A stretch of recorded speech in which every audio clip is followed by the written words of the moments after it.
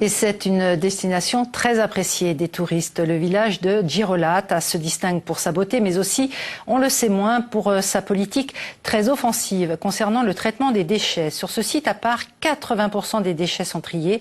Un exemple dont pourraient s'inspirer d'autres communes. Reportage de Pierre-Simon Paul, Stéphane Agostini et Tiffaine Honoré. Plus qu'une habitude, le tri à Girolata est devenu une obsession. Hormis quelques plaisanciers, tout le monde s'active dans le village pour améliorer le traitement des déchets. Habitants, commerçants, saisonniers, tous se mobilisent. Il a fallu que ça devienne un réflexe.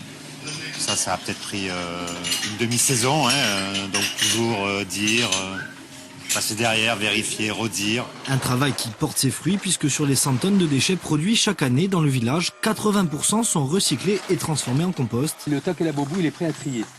Donc là, un record en Corse, la moyenne régionale n'est qu'à 15% de recyclage.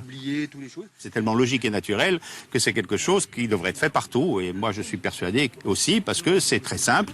Et les gens, contrairement au lieu commun que l'on entend souvent, les gens en réalité, quand ils ont compris, quand ils ont pris le rythme, ça se passe très très bien.